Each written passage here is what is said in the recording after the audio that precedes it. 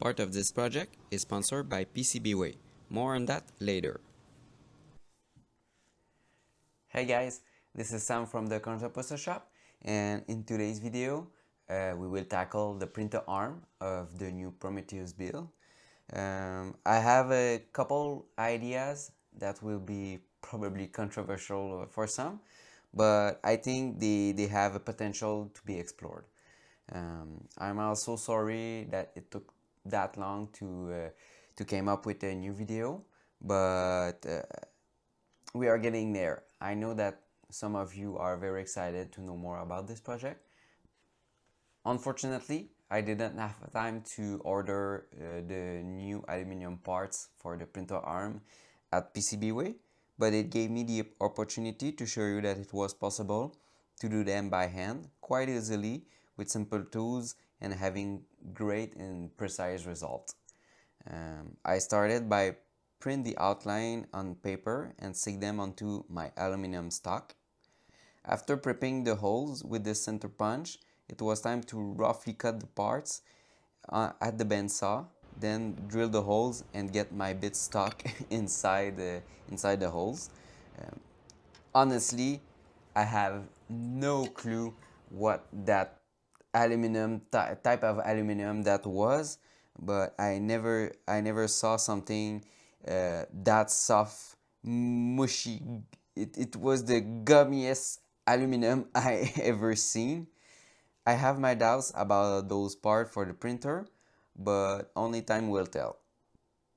If you want to avoid that, order them somewhere professionally like PCBWay, the sponsor of this video.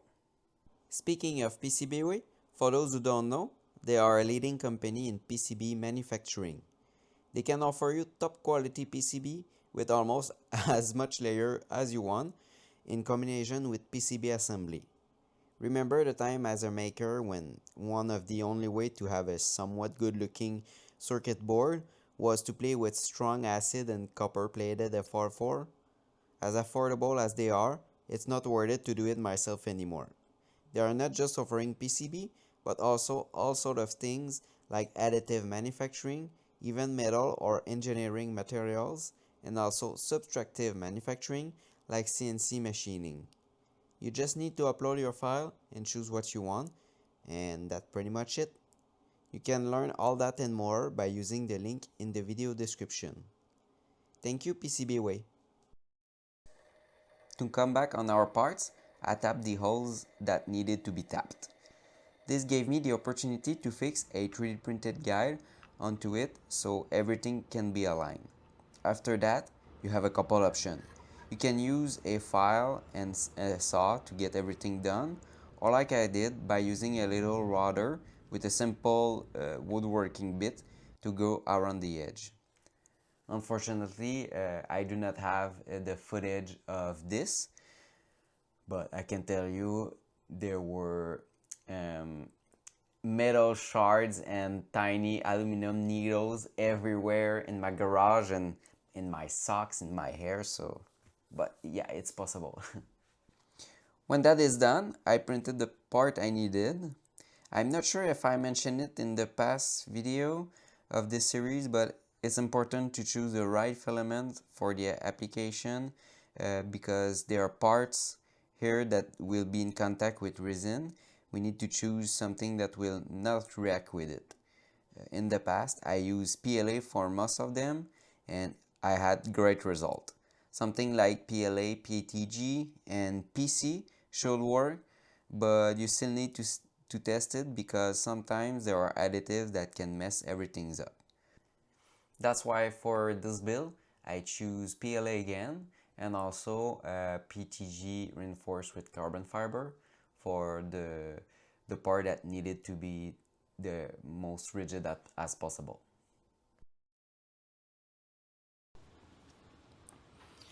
Okay, so I think I have everything here to start the build plate and the build arm for the printer. I think I will start with the build plate and all the plastic part for it. First, I think I will go with the handles, The handles here will go on each side here.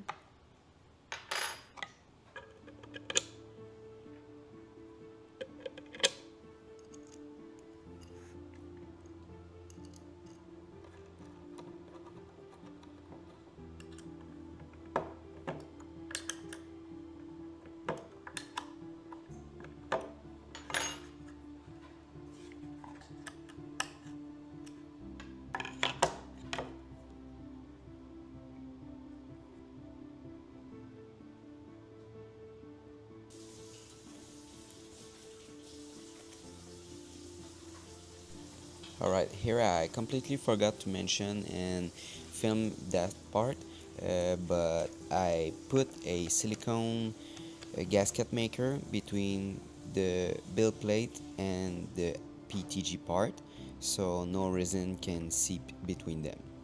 I don't think it's mandatory, but I just didn't want to have resin between them and contaminate batch from resin to resin.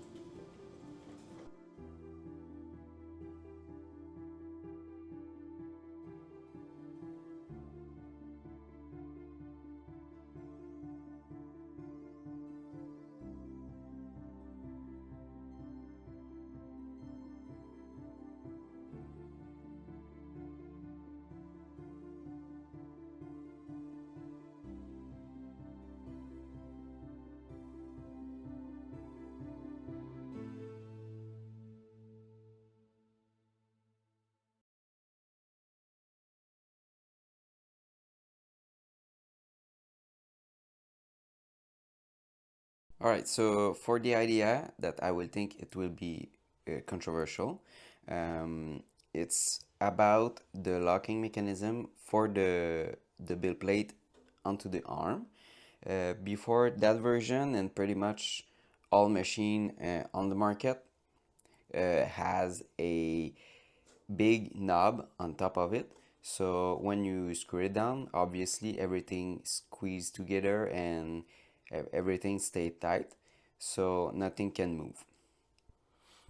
So on the arm, I have those pins that will serve as some kind of linear guide or rails, and this will keep everything aligned when I slide the, sorry it's hard to do on one hand, to slide the build plate onto it. And those pins gives us the opportunity to keep everything precise, tight and rigid together, because I couldn't do it on the 3D print on the 3D printed part, because from printer to printer and people to people, it will never be the same. So I needed to have something that can be adjustable and be as precise as possible. And having those kind of rails inside, it gives us the opportunity to stay rigid in this direction, like twisting, if I can say like that. This direction, so from like side to side, and like this, you see everything's stay super rigid. The only thing we need to fix for that is in this direction. So I can pull on it and everything will come apart, but every other direction everything stay rigid. Sorry, I forgot to turn on the microphone while filming, so I will try to explain what I was doing here. We will need two of those parts with the rods in the middle. Those will give us the rigid interface with both assembly. I had this idea after seeing a video of a guy explaining how to make your 3D printed parts precise using precise components. This is basically what I'm doing here. The rods are way more precise than what I can ever print on my FDM machine, and also super rigid and smooth. This will give us multiple benefits like sliding smoothly, being as tight as possible because it is adjustable, and super rigid. I hope it makes sense. The slot inside those are not round, but more hexagonal shaped. It's easier to print and will leave tiny gaps for the glue to go. Yes, glue. Unfortunately, I'm not a big fan of it, but I haven't found any good way to fix those in place. I bought good epoxy glue for this purpose and can wipe the excess with acetone.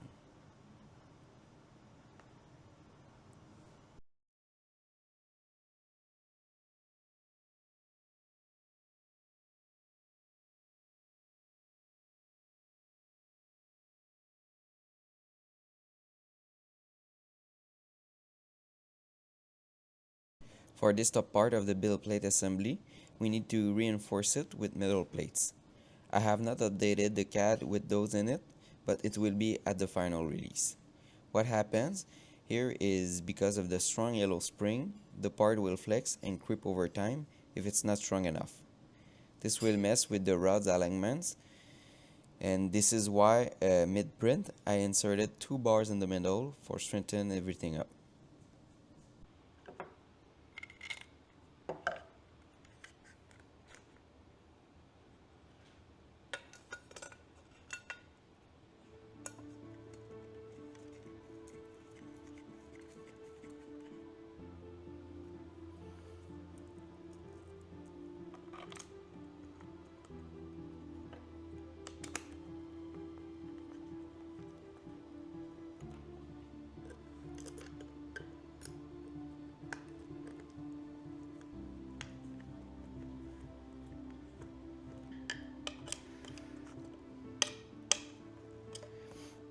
Alright, so we did it.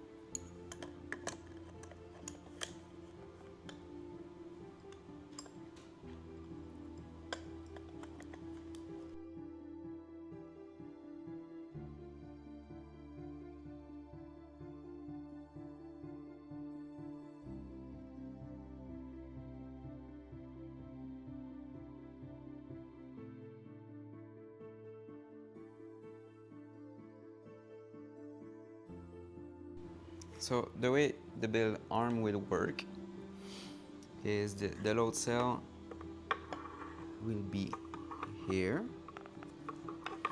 So the top part of the load cell here will be connected to the build arm, and the back side will be connected to this part. And here we will have like the ball screw nut. And the way it works, the only contact point from the arm is the part here, and this will not be connected anywhere from the build arm. So this part is completely isolated from the build arm. So all the forces will be absorbed by the load cell.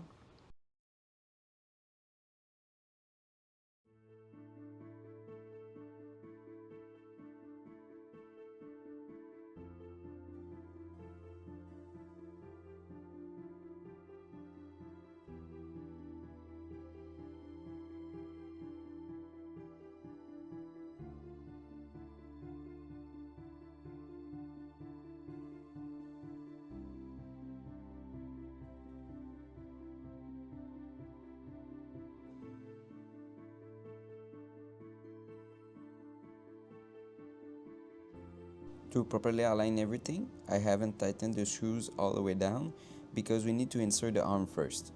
When it's done, we know we can kind of squeeze everything together so everything is tight.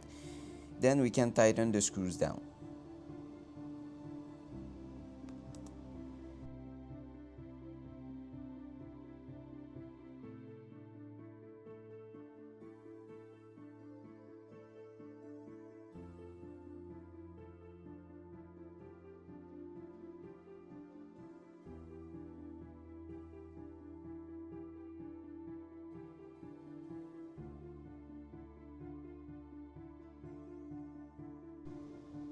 Yeah, I needed longer screws.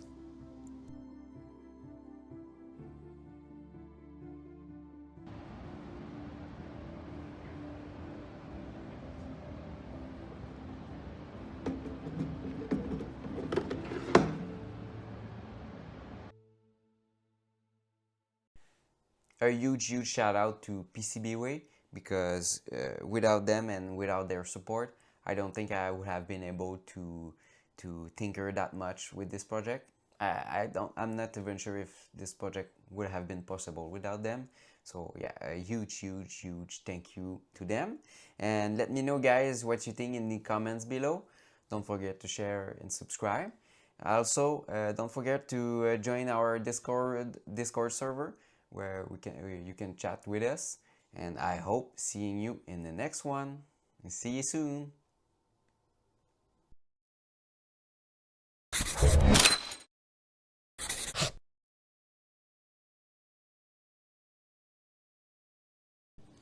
My brother is not here today, so no video transition.